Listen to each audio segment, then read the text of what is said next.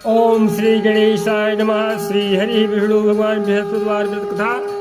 एक नगर में एक बड़ा व्यापारी रहा करता था। वह जहाज से माल लदवा करके दूसरे देशों को जाया करता था और खुद भी जहाजों के साथ दूर देशों में जाया करता था। इस तरह से वह खूब धन कमा करके लाता था। उसकी गृहस्थी खूब मजे से चल रही थी। तो वह दान पुण्य भी खूब जी खोल कर करता था, परंतु उसकी इस दान पुण्य से उसकी पत्नी तंग आ चुकी थी। उसको बिल्कुल भी पसंद नहीं था। वह किसी को एक दमड़ी भी दे करके खुश नहीं थी। एक बार जब वह सौदागर माल से जहाज को भर करके किसी दूसरे देश को गया था तो पीछे से बृहस्पति देव भगवान जो है साधु का रूप धारण करके उसकी कंजूस पत्नी के पास पहुंचे और भिक्षा की यात्रा की।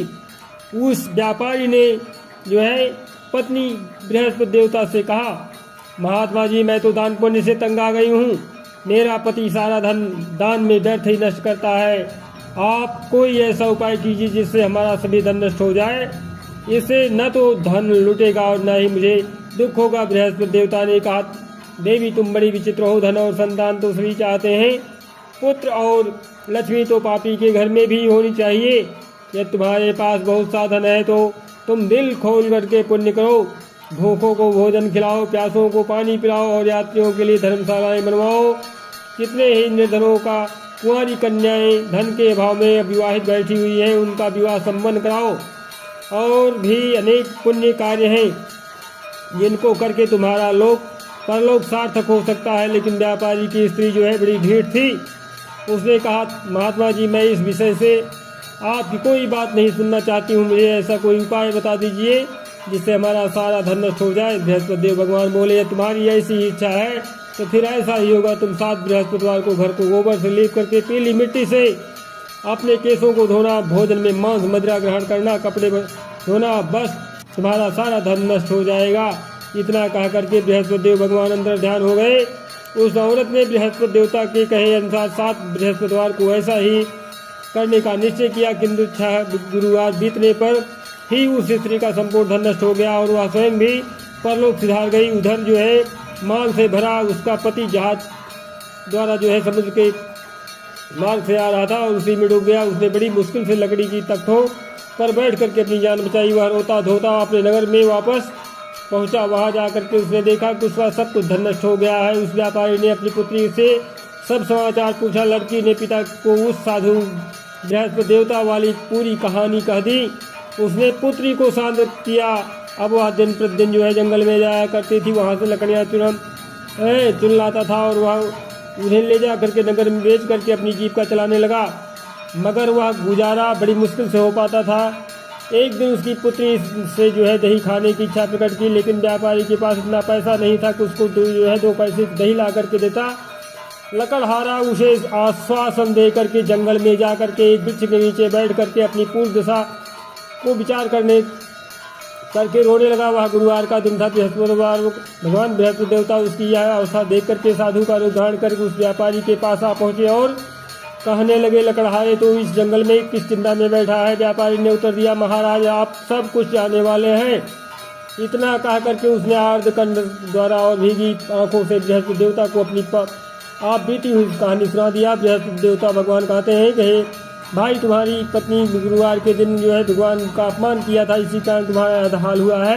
तुम्हारा सब कुछ धन नष्ट हो गया। लेकिन तुम अब किसी प्रकार की कोई चिंता ना करो, भगवान तुम्हें पहले से अधिक धनवान कर देंगे। तुम मेरे कहे अनुसार गुरुवार के दिन बृहस्पति का पाठ किया करो।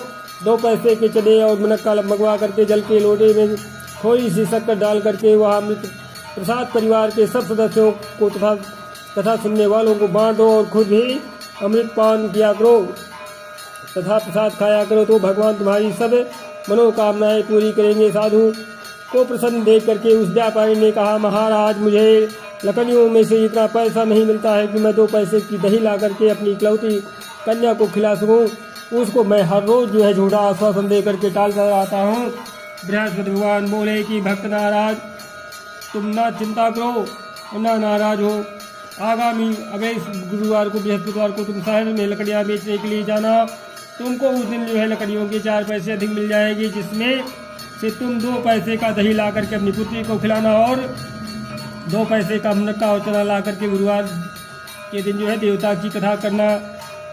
जल में जरा सा शक्कर चीनी डाल करके अमृत बनाना और कथा का प्रसाद जो है सब में बांट देना और खुद भी खाना, तुम्हारे सब काम सिद्ध हो जाएंगे। इतना कह करके बृहस्पति देवता अंतर ध्यान हो गए। गुरुवार के दिन उस व्यापारी ने जंगल में से लकड़ियाँ इकट्ठी की और शहर में बेचने के लिए गया। उसको जो है उस दिन 4 पैसे अधिक मिले, जिनमें से 2 पैसे की दही ला करके उसने अपनी लड़की को दिया और 2 पैसे के चने और मुनक्का ला करके अमृत बना करके प्रसाद बांटा और प्रेम से खाया। उसी दिन से उसकी सब कठिनाइयाँ दूर हो गई। परंतु अगले बृहस्पतिवार को बृहस्पतिवार का व्रत करना भूल गया और कथा सुनना भूल गया। शुक्रवार को उस नगर के राजा ने आज्ञा दी कि कल मैंने एक बहुत बड़े यज्ञ का आयोजन करवाया है, इसलिए जो है कोई भी व्यक्ति अपने घर पर में अग्नि नहीं जलाएगा और चूल्हा नहीं जलाएगा, कोई कुछ नहीं पकाएगा। समस्त जनता मेरे यहाँ आकर के भोजन करेगी। इस आदेश की अवहेलना करेगा तो उसे सूली पर लटका दिया जाएगा। राजा की आज्ञा अनुसार अगले दिन जो है सब लोग राजा के महल में भोजन करने गए, लेकिन वह व्यापारी और उसकी लड़की जो है दोनों तनिक विलम्ब से पहुँचे। इतना ही हो, राजा ने उन दोनों को अपने महल में के अंदर ले जा करके भोजन करवाया। जब वह पिता पुत्री भोजन करके वापस आ गए तो महारानी की दृष्टि जो है उस खूंटी पर पड़ी जिस पर जो है उसका नौलखा हार लटका हुआ था। उस खूंटी पर अब हार नहीं था। महारानी को विश्वास हो गया कि उसका हार लकड़हारा और उसकी लड़की ये ले गए हैं। फौरन सिपाहियों को बुलवा करके दोनों बाप बेटी को कैद करवा करके जेल खाने में डाल दिया। कैद खाने में पड़ करके बाप बेटी दोनों अत्यंत ही दुखी हुए।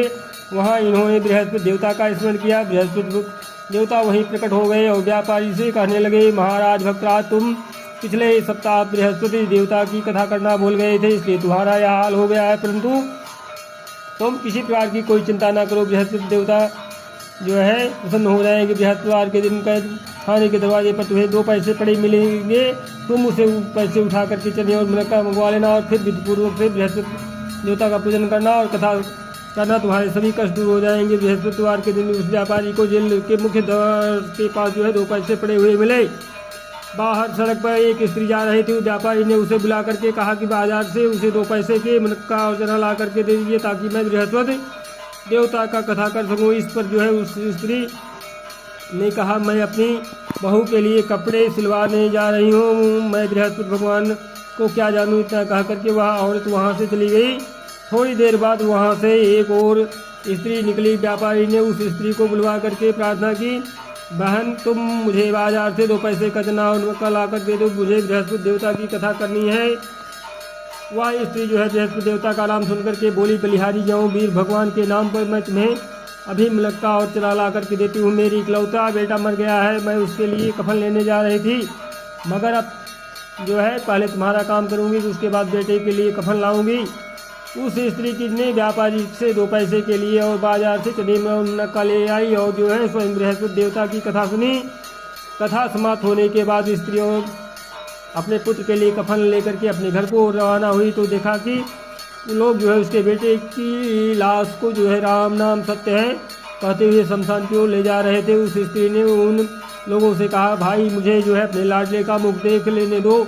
लोगों ने अर्थी को जमीन पर रख दिया। तब उस स्त्री ने जो है अपने मृत पुत्र के मुख में प्रसाद और अमृत डाला। प्रसाद और अमृत के मुख में पड़ने से के साथ ही उसका पुत्र उठ बैठा और अपनी माता को गले से लगाकर मिला। दूसरी स्त्री जिसने जो है बृहस्पति देवता का निरादर किया था, तो जब वो अपने पुत्र के विवाह के लिए जो है कपड़े लेकर के वापस लौटी और उसका पुत्र जो है घोड़ी पर बैठ करके बारात में निकला तो घोड़ी ने ऐसी छलांग मारी कि वह जमीन पर आ गिरा तथा बुरी तरह से घायल हो गया और कुछ ही क्षणों के पश्चात जो है मर गया। तब वह स्त्री रो रो करके बृहस्पति देवता से कहने लगी कि हे देव, मेरा अपराध क्षमा करो, मेरे अपराध क्षमा करो।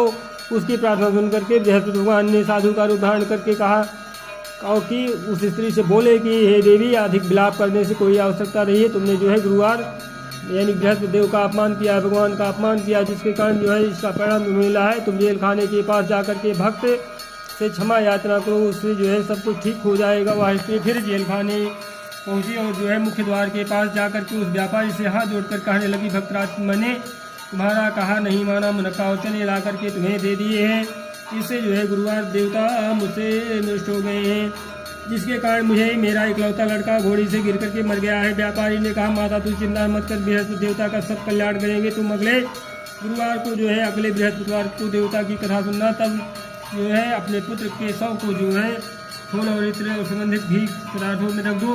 उस स्त्री ने ऐसा ही किया। बृहस्पतिवार का दिन भी आ पहुँचा। वह 2 पैसे के नक्का उचरे लेकर के पवित्र जल को लौटे भर करके जेल के द्वार पर आ गई और श्रद्धा के साथ जो है बृहस्पति देवता की कथा सुनी। जब कथा समाप्ति हुई तो अमृत व प्रसाद लेकर के अपने मृत पुत्र के मुख में डाला। अचानक उसकी सांस जो है आने लगी और वह जो है उठ करके खड़ा हो गया। पुत्र को लेकर के वह महिला खुशी से अपने घर को रवाना हुई और बृहस्पति देवता के गुण गाने लगी। उसी दिन रात्रि में राजा को बृहस्पति देवता ने स्वप्न में दर्शन दिया और कहा, हे राजन, तूने जिस व्यापारी और उसकी पुत्री को जेलखाने में बंद कर रखा है वह दोनों निर्दोष हैं।